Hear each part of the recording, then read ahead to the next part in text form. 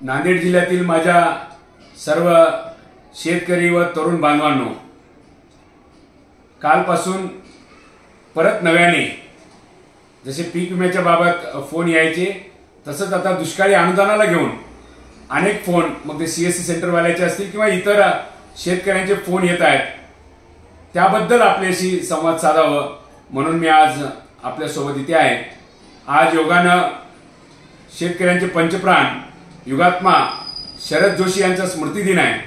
मला आज पुनश्च शरद जोशींची यासाठी आठवण होते, शेती आणि शेतकऱ्यांचा जो खडतर प्रवास आहे, जे संकट आहेत, ती काही शेतकऱ्यांची पाठ सोडत नाहीत। आपण गेल्या अनेक दिवसापासून शेतकऱ्यांच्या पीक विम्याची अग्रिम रक्कम जमा व्हावी यासाठी लढतो आहोत। ती अग्रिम रक्कम आता 14 किंवा 15 तारखेला आपल्या सर्वांच्या खात्यात जमा होईल। त्यासाठी सुद्धा अनेक झगडा आपल्याला करावा लागला, पण ती सुद्धा जी काही मिळणारी रक्कम आहे ती अत्यंत तुटपुंजी आहे।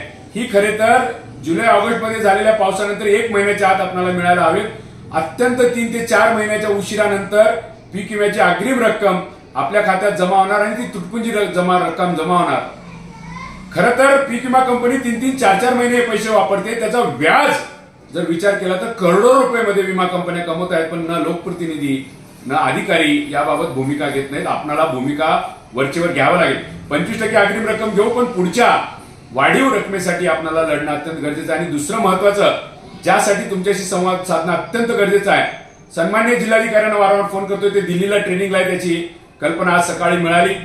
गेली 3 दिवस झालं शासकीय अनुदान जे दुष्काळी आहे ते अनुदान खरं तर वाटप दिवाळीच्या आत करू अशा वल्गना शासन आणि प्रशासनाकडून करण्यात आल्या, पण दिवाळी होऊन 1 महिना झाला, आज तागायत कोणाच्याही खात्यात 1 रुपया पडला नाही।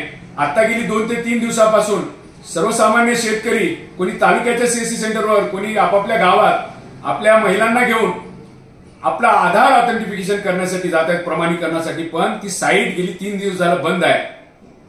विधानसभेचं अधिवेशन चालू आहे, सर्वसामान्य शेतकऱ्यांना, कष्टकऱ्यांना एवढ्या अडचणी येत आहेत, मग अधिवेशनामध्ये आमच्या शेतकऱ्यांचा प्रश्न का बोललं जात नाही याच्याबद्दल पण आम्ही बोलण्यासाठी इथे आहे। सर्वात महत्वाचं आहे, प्रशासनाने तात्काळ ही साईट व्यवस्थित करावी। आज परिस्थिती अशी आहे, होणारा खर्च, वेळ जो काही शेतकरी खर्च करतोय ते तुम्ही मोजणार आहात का नाही? शेतकऱ्यांच्या वेळेला काही महत्व आहे का नाही? जर एखादा शेतकरी आपल्या घरच्या पत्नीला किंवा आपल्या लेकरांना घेऊन तालुक्याला आला आधार प्रमाणीकरणासाठी, तर त्याचे शेकडो रुपये खर्च होत आहेत। तुम्ही देतात 7-8 हजार आणि त्याच्यासाठी शेतकऱ्यांना एवढे खर्च करावे लागतात। भीक नको न कुत्रावर अशी जी काही ग्रामीण म्हण आहे, ती ग्रामीण म्हण आता आम्हाला आठवायला लागलेली आहे। मदत देताय थोडीफार, पण त्याच्यासाठी भटकंती किती करायला होताय? शेतकऱ्याला सदैव भिकेच्या रांगेमध्ये उभा करणारी ही व्यवस्था,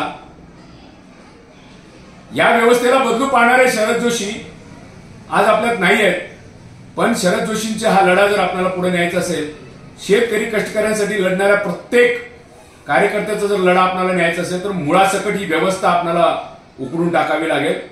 जी व्यवस्था तुम्हाला मला रांगेत उभं करते, 2000 PM किसानच्या सन्मान निधीच्या निधी आणण्यासाठी आपल्याला कितीतरी पायपीट करावी लागते। याबद्दल आपल्याला सगळ्यांना एक गठ्ठा आवाजानं बोलणं अत्यंत गरजेचं आहे। 2-3 तांत्रिक अडचणी मी सन्मान्य जिल्हाधिकारी आणि तहसीलदारांना कळवलेल्या आहेत। एक तर 3 हेक्टर पर्यंत ही मदत मिळणार आहे, आणि काही शेतकऱ्यांचे 2 हेक्टर एका गावात आहे, 1 हेक्टर एका गावात आहे, अशा शेतकऱ्यांना एकच विके नंबर आलेला आहे, त्याची 3 हेक्टर नोंद झाली नाही, 2 हेक्टर नोंद झाली आहे। म्हणून ज्यांची पूर्ण 3 हेक्टर नोंद झाली नाही अशा शेतकऱ्यांनी आधार प्रमाणीकरण करायचं नाही। दुसरं अत्यंत महत्वाचं आहे, काही शेतकऱ्यांना 2 विके नंबर आलेले आहेत आधार प्रमाणीकरणासाठी, पण 2 आधार प्रमाणीकरणासाठी 2 वेगवेगळ्या गटातले जर नंबर आले तर तुम्ही एका ठिकाणी आधार प्रमाणीकरण केला तर दुसऱ्या ठिकाणची जी काही मदत आहे ती मिळणं बंद होईल।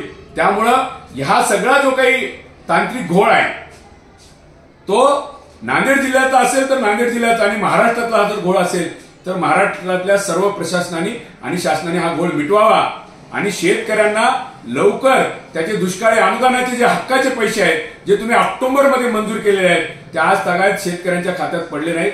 जर सर्वसामान्य शेतकऱ्यांच्या कष्टकऱ्यांच्या डोक्यावर जर बँकेचं कर्ज असेल तर 2 महिने 3 महिने लेट झाल्यावर त्याला नोटीस देता, त्याच्याकडून व्याजासकट वसूल करता, तर शेतकऱ्यांच्या हक्काचे पैसे पीक विमा कंपनीच्या खात्यात आणि त्याचबरोबर शासनाच्या जर खात्यात पडून असतील तर त्याच्यावरच्या व्याजाचा कोणी प्रश्न विचारावा का नाही? हा दुष्काळी अनुदान देताय याचा अर्थ तुम्ही आमच्यावर उपकार करताय असं नाही. ही जी काही नैसर्गिक आपत्ती आमच्यावर आली आहे त्याचा मोबदला म्हणून तुम्ही परतावा म्हणून आम्हाला देताय. जसं पीक विम्याचं आहे तसंच दुष्काळी अनुदान आपण आपल्याला शेतकऱ्यांना मदत म्हणून देत असाल तर या मदतीबाबत पण आम्हाला जाणीवपूर्वक म्हणा वाटतंय की भीक नको पण पुत्रावर प्रशासनाकडून होणाऱ्या या त्रासाची दखल संबंधित सर्व लोकप्रतिनिधी घेतील आणि माझ्या सर्व लढाऊ शेतकऱ्यांना ज्यांनी पीक विमा मिळवण्यासाठी अनेक तालुक्यात मुखेड तालुक्यातले आमचे सहकारी असतील आणि इतर तालुक्यातले शेतकरी पुत्र असतील यांनी लढा देऊन जो लढा लढलाय आणि त्याला यश आपल्याला 15 तारखेला मिळणार आहे हे अर्धवट यश आहे. आपल्याला आता वाढीव पीक विमा कंपनीच्या विरोधात वाढीव मदतीसाठी आपल्याला पाठपुरावा करावा लागणार आहे. ते आपण करत राहू. आपण लढल्याशिवाय एक संघ आवाज केल्याशिवाय इथली व्यवस्था आपलं ऐकून घेणार नाही. कारण या व्यवस्थेत मोठमोठ्या भांडवलदाराचे प्रश्न कदाचित विधिमंडळाच्या चर्चेत जातील.